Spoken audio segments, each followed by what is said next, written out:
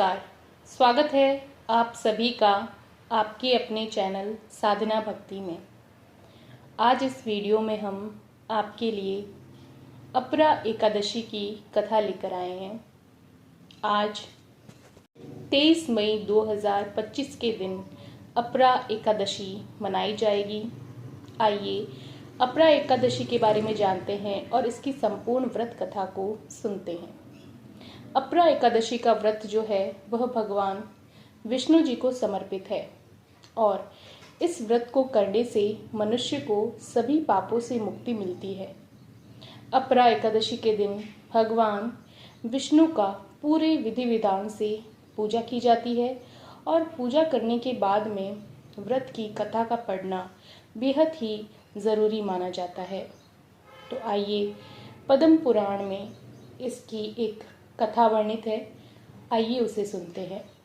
एक बार युधिष्ठिर पूछते हैं कि हे जनार्दन, ये अपरा एकादशी क्या होती है? कृपया करके आप मुझे इसके बारे में बताइए। तभी इस पर भगवान श्री कृष्ण बोलते हैं कि राजन, तुमने संपूर्ण लोगों के हित के लिए बहुत ही एक अच्छी और उत्तम बात पूछी है।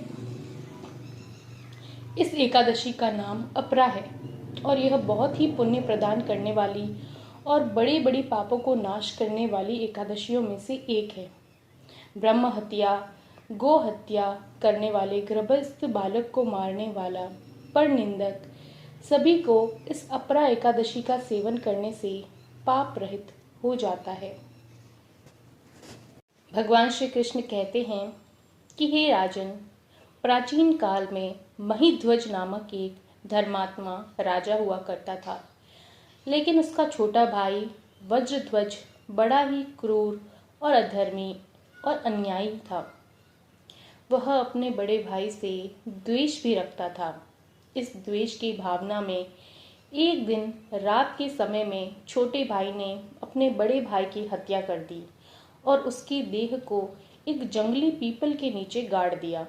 इस अकाल मृत्यु से राजा की प्रेतात्मा के रूप में उसी पीपल के पेड़ पर रहने लगी और अनेक उत्पात वह करने लगी। एक दिन अचानक धौम्य नामक ऋषि उधर से गुजर रहे थे। उन्होंने प्रेत को देखा और तपोबल से उसके अतीत को जान लिया। अपने तपोबल से प्रेत के उत्पात का कारण समझा।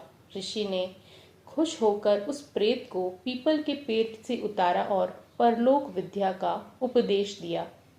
दयालु ऋषि ने राजा की प्रेत योनि से मुक्ति के लिए स्वयं ही अपरा एकादशी का व्रत किया और उसे अगति से छुड़ाने और उसका पुण्य प्रेत को अर्पित कर दिया।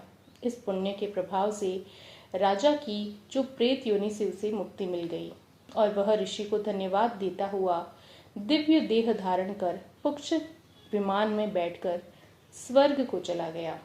हे राजन, यह अपरा एकादशी की कथा मैंने लोकहित के लिए कही है और यही कहते हुए भगवान श्री कृष्ण इस कथा को विराम करते हैं।